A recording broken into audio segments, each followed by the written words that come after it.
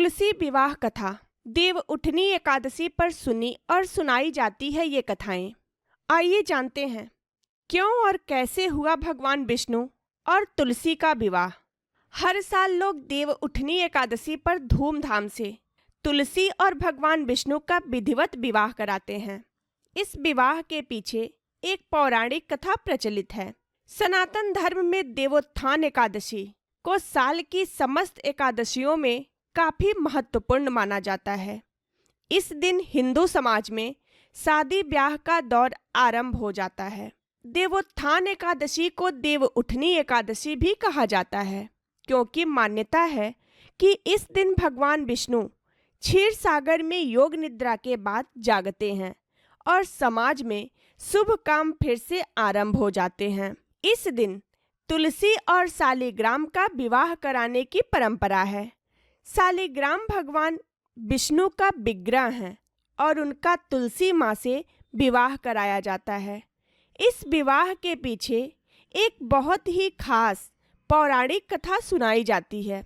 चलिए जानते हैं कि भगवान विष्णु और तुलसी का विवाह किस तरह हुआ। श्रीमद् भागवत पुराण के अनुसार प्राचीन काल में जालंधर नामक राक्षस ने चारों तरफ बड़ा उत्पात मचा रखा था। वह बड़ा वीर तथा पराक्रमी था। उसकी वीरता का रहस्य था उसकी पत्नी वृंदा का पतिव्रत धर्म। उसी के प्रभाव से वह विजयी बना हुआ था। जालंधर के उपद्रव से परेशान देवतागण भगवान विष्णु के पास गए तथा रक्षा की गुहार लगाई। उनकी प्रार्थना सुनकर भगवान विष्णु ने वृंदा का पतिव्रता धर्म भंग करने का निश्चय किया। उन्होंने जालंधर का रूप धरकर छल से वृंदा का स्पर्श किया।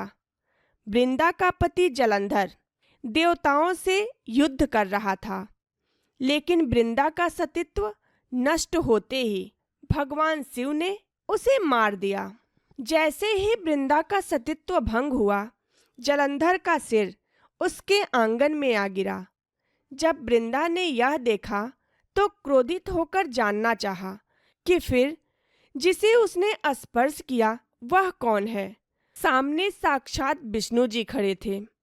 उसने भगवान विष्णु को शाप दिया, जिस प्रकार आपने छल से मुझे पति वियोग दिया है, उसी प्रकार आपकी पत्नी का भी छल पूर्वक हरण होगा और स्त्री वियोग सहने के लिए आप भी मृत्यु लोक में जन्म लोगे।